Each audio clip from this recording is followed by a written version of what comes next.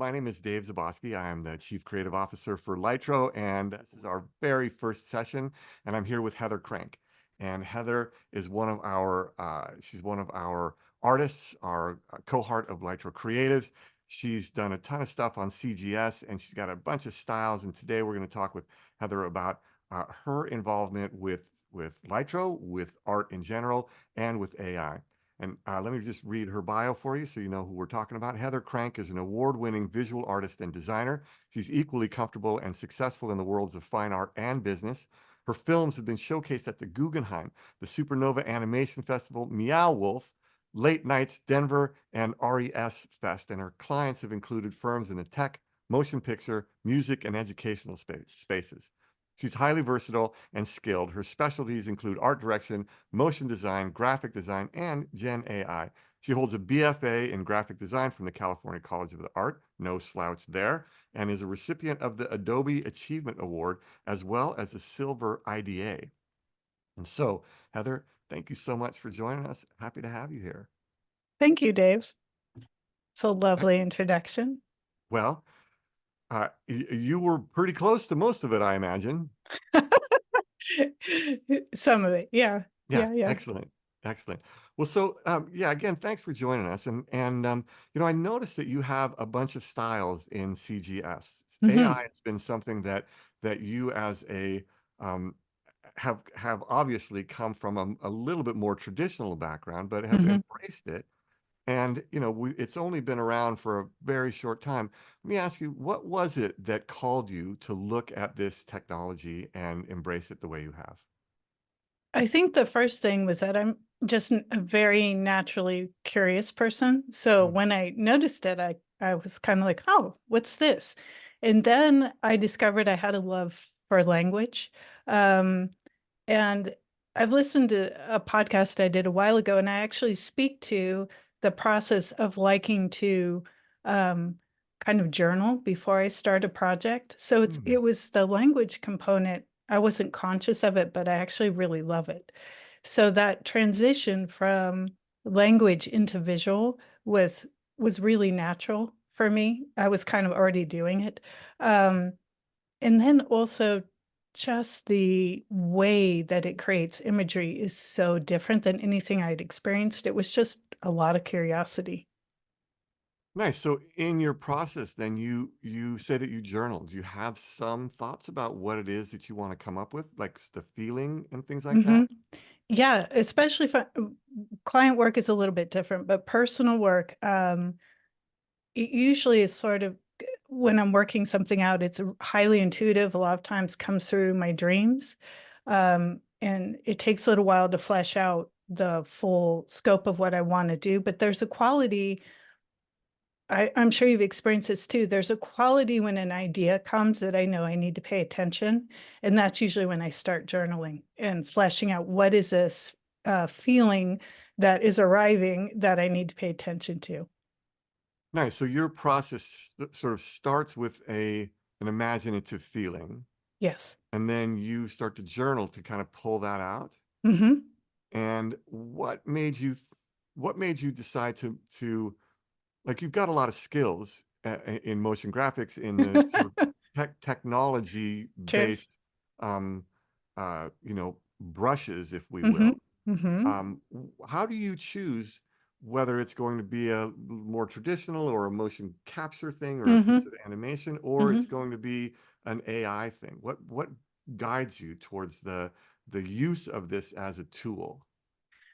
It kind of depends on the concept. So if right now I'm kind of mixing it all up, but if it depends on the idea, certain ideas lend themselves to different tools. So um, if an idea is coming in as obviously a time-based story, then I'm going to probably want to work in animation versus a painting or a 2D project or a sketch.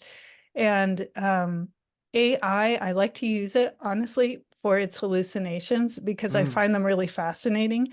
I like to try and trip up the AI and then use those mistakes and then take it from there into kind of a whole different level of interpretation. It's like dreaming, kind of, to me anyway. It's a similar process, but I feel like I'm dreaming with the AI a little bit.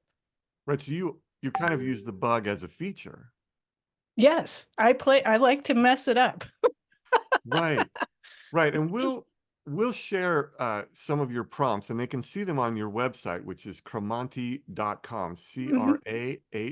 CRAHMANTI dot Yeah. com. Hmm. And one of the things that I noticed that you did in there is you shared some of your prompts with some Yeah. of the images that you had. And Hmm. and I found that really fascinating because we've sort of been told that this is a natural language model and that we're here to tell the AI, hey, move a little bit to the left and can you stand over here on one leg? And we're using sort of natural language. But I noticed that your prompts are they're a different kind of language. Like they're some of it's natural language, but there's Hmm. also almost like a cryptography in it. Right? There's a Hmm. section called AI for humans, and Hmm. you have these really beautiful, dreamy images in here. But like Hmm. this prompt is type scene, colon, 5 out of Oh. melting ice on pink Hmm. background, glitter Hmm. particles, transparent, tattered butter wings, five cinematic light, 3-D close up, Hmm. up beta, V5. Right. So it's language, but it's actually if you speak a different language, you have, sounds that represent symbols. Si je commence à parler en français, c'est la même idée, mais les mots différents. If I start to speak in French, it's the same idea, but it's different words, right? Right. And Yeah. Yeah. there's a kind of code. Each Hmm. language is a sort of code, but you're not coding, but you are speaking the language of the AI. Yes. And so, how did you come to this place where your conversations with AI are a kind of new language? Right. So it's sort of like a shorthand where I spent a while studying how I could create certain results using certain types of prompts. In the colon, that's kind of like a hard stop where I'm doing something called multi-prompting. And that's really common in Midjourney where you can be really nuanced in the way that you prompt. So I just learned how to create certain results using certain commands. And it does start to trend towards coding just a little bit. Um, and also how to break apart a prompt into a beginning, middle, and end, which is a really important thing to learn as far as sequencing and hierarchy of the visual image, the way it shows up. So when I first started, it was a little bit more straightforward, like, a blue cloud in the sky, just very straightforward. But then I kept studying. Oh my God, it's been about 2-ish years now. And I learned, oh, okay. So if I break apart the sentence, then it interprets a words differently. Like, if I had the word hot dog and I put it in Midjourney, it might give me a dog on flames or covered in Right, right, flames, right, right? Like a right. Yeah, hot dog. But if I want the food, then I have to understand how the AI is going to interpret those two words and combine them together. So part of that is I'm instructing AI, interpret it like this.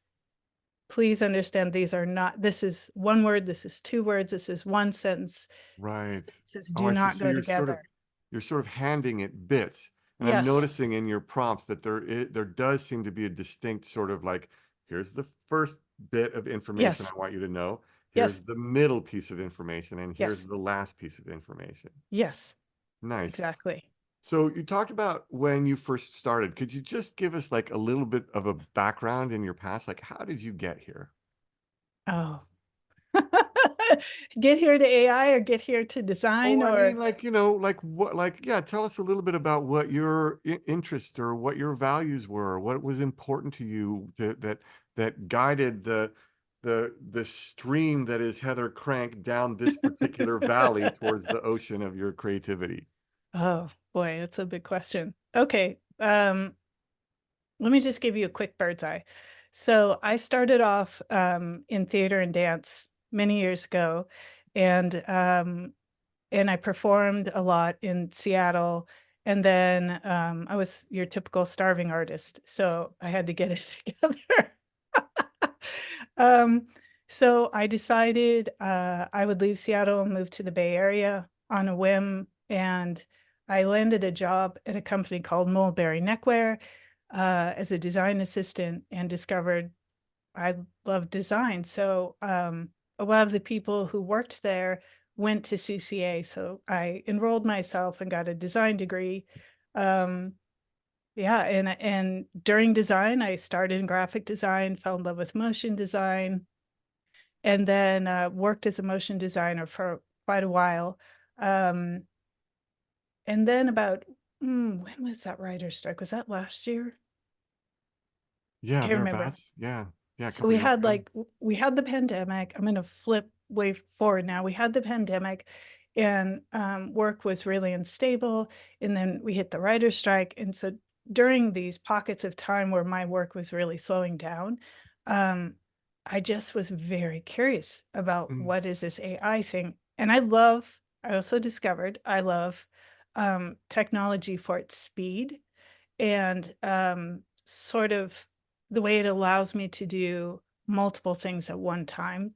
Uh, so when new technology comes in, I'm kind of a futurist that way. I love, love, love to play with things that are new and different, mm. and then combine it with my fine art experience. So that's kind of how I got there. Was partly curiosity, my background, and big pockets of time where I was trying not to panic. Right, right, right. And it's really interesting in design. Design now sort of covers this amazing spectrum. Like design is, I might make a logo, and then Mhm. there's like it moves more and more into technology. So it might be, Yes. you know, you're designing a page, you're then designing a website, then you're designing the UI, then the UX, then the Mhm. SEO and the SEM. And Mhm. so Mhm. there is a more sort of bridged disciplines Mhm. in Mhm. design than in other creative disciplines. And so Yes. um so so let me ask you for the folks who are, you know, there's some challenges in the world with AI right now. You know, Yes. and I sort of look at it as that there's words and then there's pictures. And Mhm. on the word side, I think that there's a lot less controversy. You know, you're not Mhm. going to look at a page of text and go, "Oh, wait, those 6 words come from Vonnegut's Galapagos," you know, or Yeah. Harry Potter, the second Yeah. book, you know. Yeah. But when you look at an image, you can look at this image and go, "Oh, wait a second, man, that's, you know, Mhm. Carla Ortiz over there, that's Sam Mislap over there, that's Jake Yeah. Parker over there." Like Yeah. there's a, you know, there are recognizable things in it. And so, you know, naturally what we've got is a strained relationship with the Mhm. artists and technology on the Mhm. image side. Sure. Now, you know, we've built this thing at CGS that you've been involved in. I've got a couple questions sort of in that direction. What would you say to somebody who is worried about AI or is, you know, concerned about these technologies? How did you sort of find your way into a technology that allowed you to use it as a brush? And what would you say to others to encourage them to, you know, maybe explore a little bit deeper? So something I had to grapple with when I moved out of fine art into design was the way technology borrows from other people, other thoughts, other ideas, and it always seems to disrupt what came previously. Um, and I think that's no different here. I really feel like um, it's sort of like the David and Goliath a little bit. Like the people who are bringing the technology in right now, they are huge companies fueled by people and who are geniuses, and hundreds of probably thousands of engineers working. And there's there's just a certain point where I realized it was time to accept what was probably coming, and for whatever reason I was an early adopter. So I think that understanding that technology moves forward regardless of your feelings is a Mhm. really important thing to keep in mind. Um, and then the other thing is that what you guys are doing is something that I was really interested in for a long time, and I have been thinking about for a long time is if this technology is here, it's not going anywhere, it's going to make people money, and where the money goes, technology follows, and my industry follows, of course. So, how can I get involved in AI in a way that is ethical? So my focus has been on, and this is generally how I like to work is instead of working against the grain, how can I take what's here and find a way to infiltrate it and make it better for Mhm. people or for artists? Or how can I encourage artists to get involved in it in a way that they can take ownership and kind of navigate it? Because I've heard a lot of people say it's very similar to the internet when it showed up and that it disrupted a lot of people's livelihoods and it changed the face of design for sure.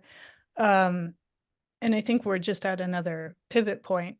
It I do not love how it scrapes images from people, and it's true, you can see that. Um, I try to be super conscious when I'm working of not copying people. I Mhm. just really do not advocate copying people or, directly imitating people. It's just not a nice thing to do. But I do think that you can, just like if I were to pick up one of my art books over here and be influenced by somebody, that's a whole different thing. Um, but because the playing field has been leveled, there are a lot of people who don't think like that, who just like to generate things because they weren't able to do it on their own before. So there's some controversy there, and there are copyright issues, and I think there's going to be some legislation coming maybe in July around, or at least beginning in July around some of this stuff. But yeah, it's a little bit of a, how can I say, controversial area.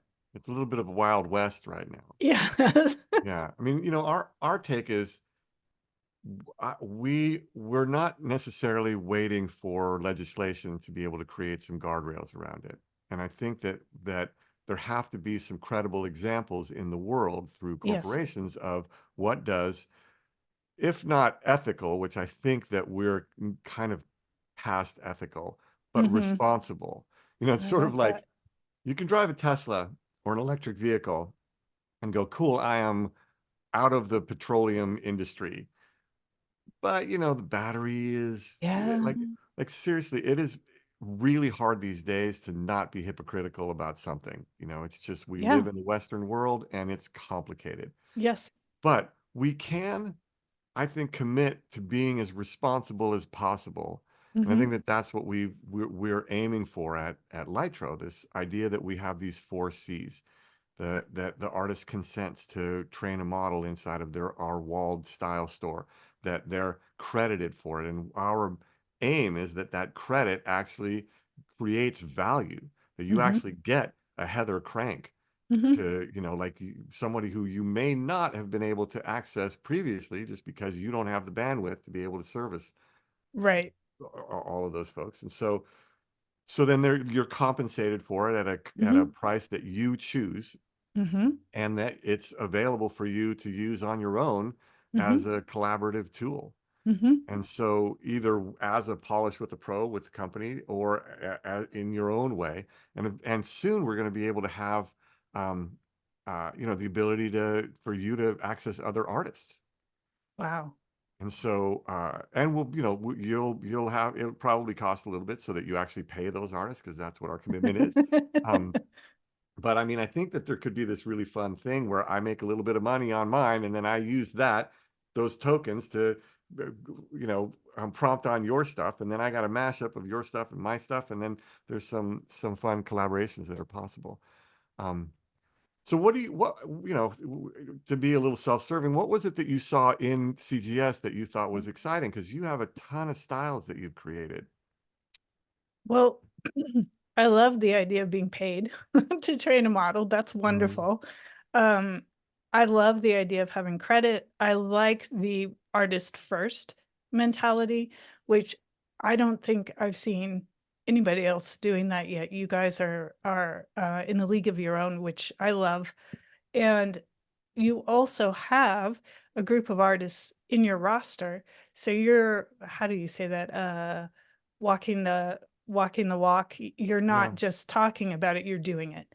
Um, I feel respected when I work in your platform. I am very clear about what's happening with it, how much I'm making, where it's going.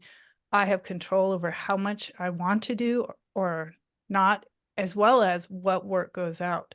I'm choosing, I want to train it on these pieces. It's not like somebody's just coming and, you know, doing a Google sweep of everything I've ever done and just putting it up on the web. So there is Mhm. a lot, I feel respected.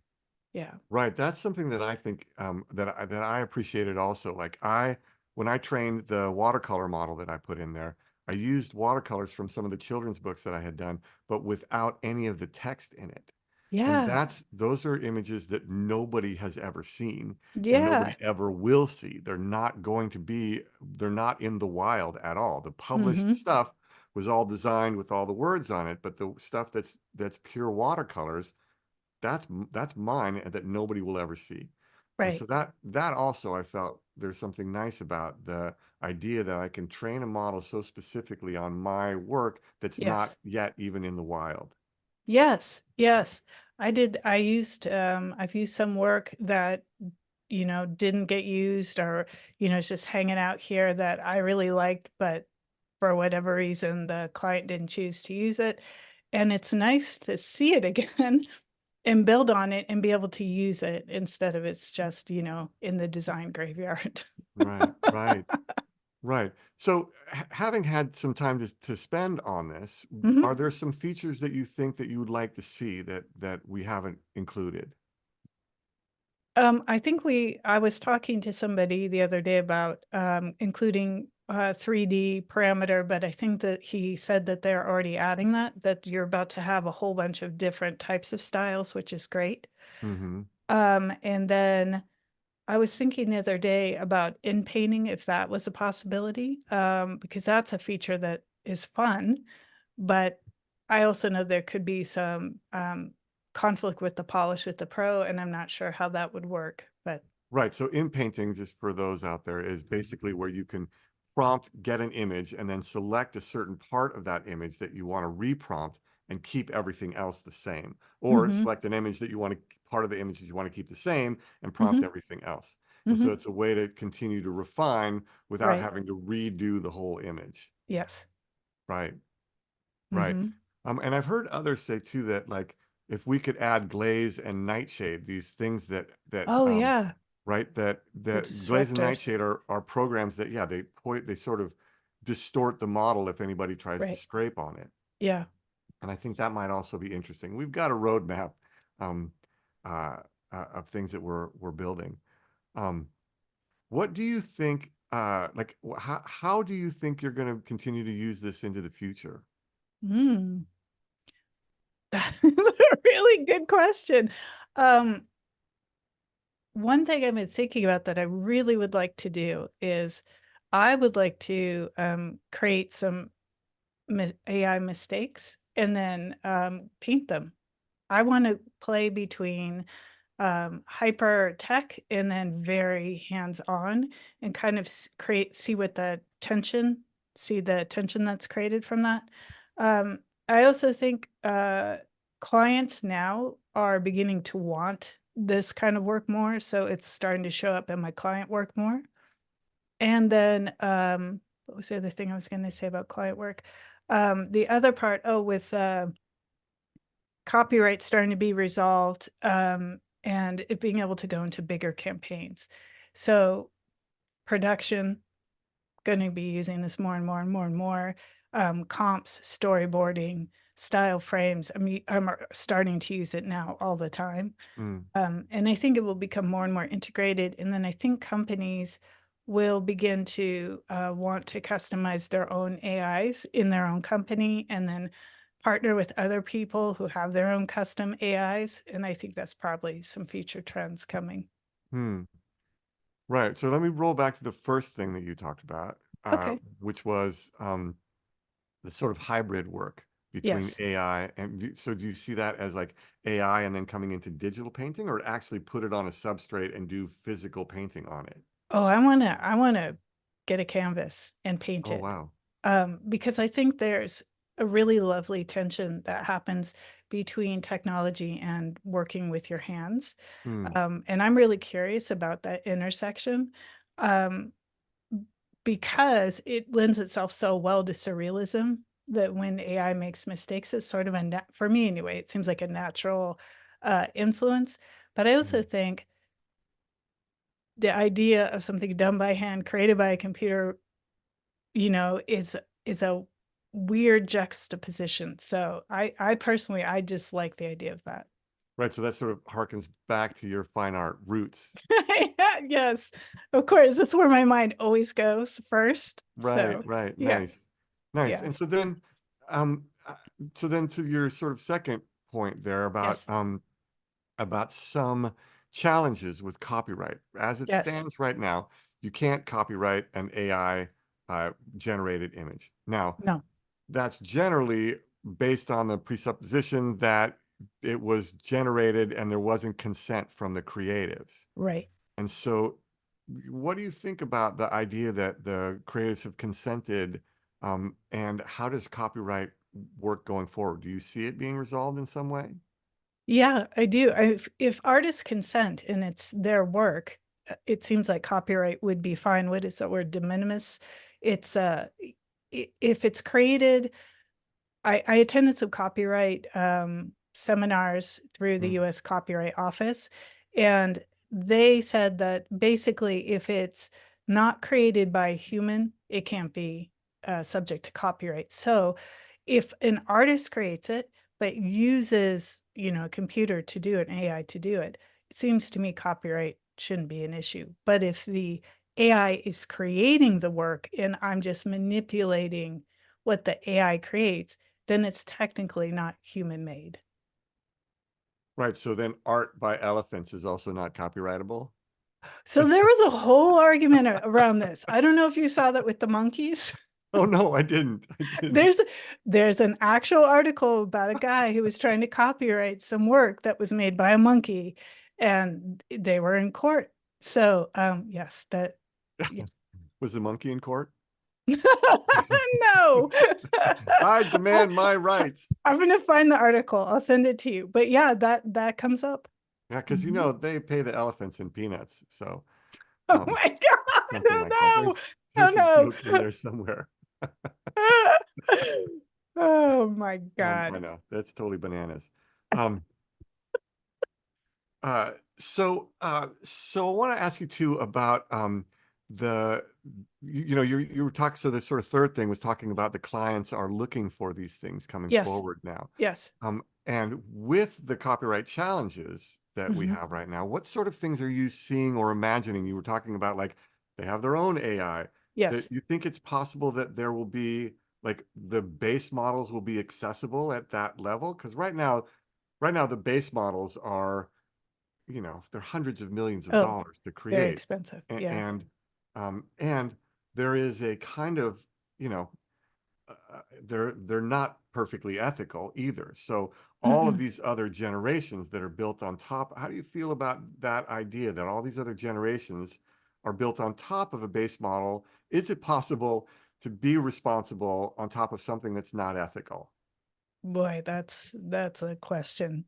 I don't know the answer to that. I think it's problematic. I think that it's sort of like social media. How do you how we can't fix that. Like that's out there and it's doing a lot of harm. But it's the main way to reach people. So how do Right. you, and a lot of people are wanting to leave social media right now because it's so unhealthy, but there's no other alternative. So how do you fix that? And it's the same problem here. I'm not sure. I'm not sure. I think at some point we don't have a choice because it's already happened. And I Right. think the question is, how do we do the least amount of harm with what we've it's like the batteries, like with what we've Yeah. built. It's complicated, it's complex. Bring creating an AI in-house is insanely expensive, so that means it's just going to probably be people in big positions of power who are able to do it, and now we have a weird power dynamic. Mm. Yeah, it's I mean, complicated. I think it's why I think starting with responsible AI is the best possible option that we have right now. Agreed. And I think that that's one of the for me that's one of the things that's really exciting for me about CGS and about Lytro is that at least we're taking a stand for this piece of it, and that while we do use base models, we're agnostic to which base model we use.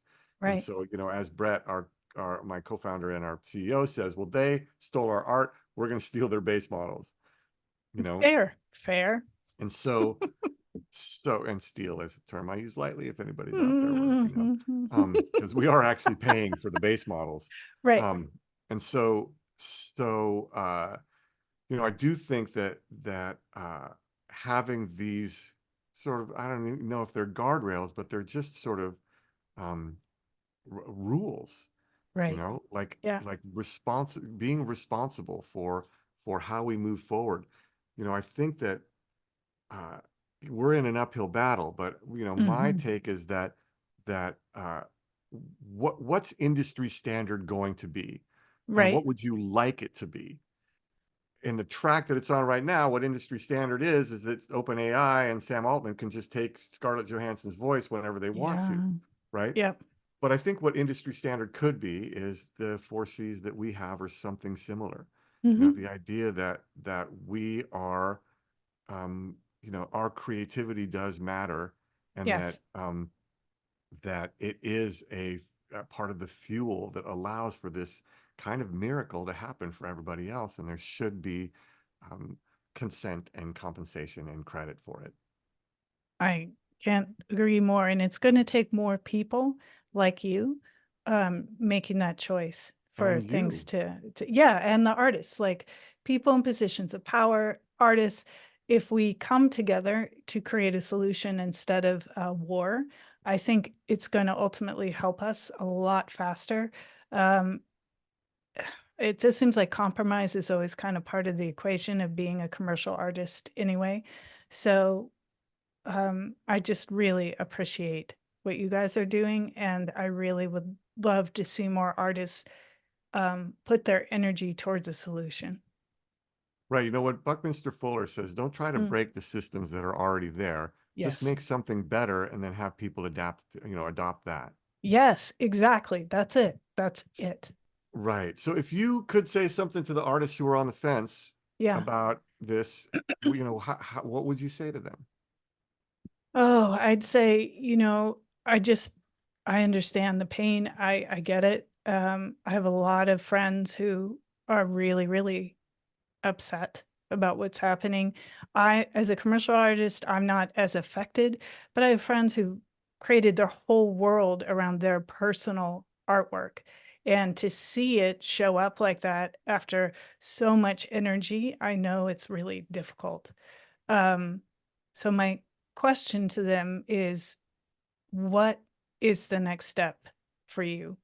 How can you take your power back without creating a situation that just spins in some kind of tribalism or war? And how can we come together to build something that can stand on its own and compete with what is being done? Because ultimately, if you're in the marketplace, it's about competition and the bottom line. And the best way I know of to combat that is to use what's already there, to build on it, and to just make a different type of product. I know it sounds sort of cold in a way, but I also know that's how businesses operate. And as a very emotional person myself, I often have to take my feelings and put them to the side and look at these situations with a little bit more perspective, because Mm, mm, um, if I don't pay attention to what's happening, I'm going to be left behind and I won't have a livelihood and I'll have to go into a different type of career. Mm, And if I want to stay here in the creative industry, it's important that I understand how to navigate. So that would be my message. mm. Wow. Thank you so much. That's great. That's great.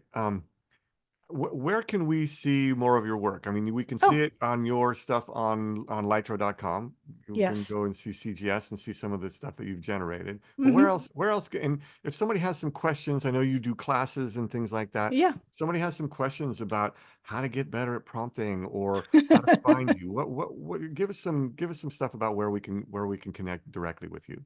Okay. I'm all over the Instagram. You can find me there under Heather Crank or Cremonti.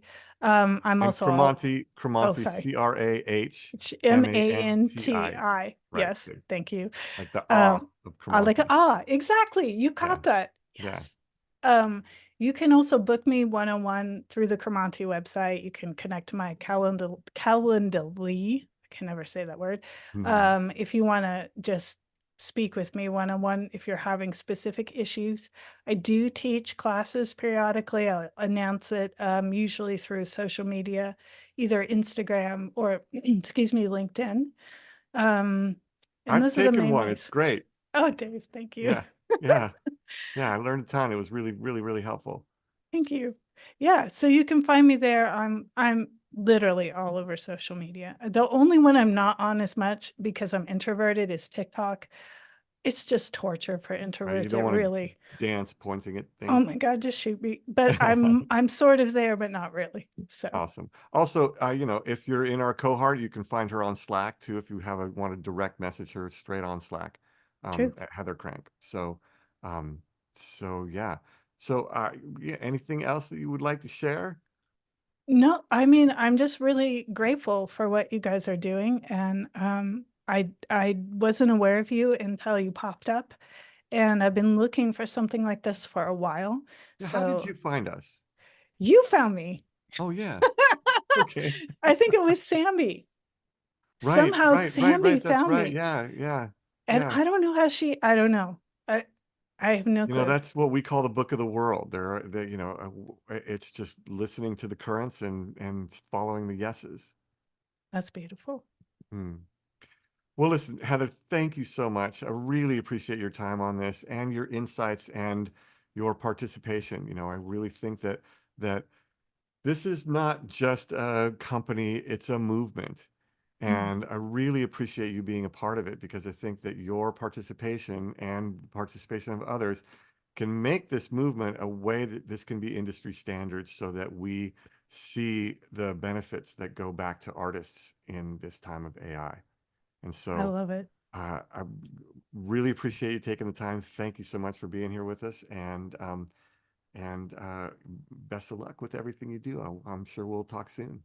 Thanks, Dave.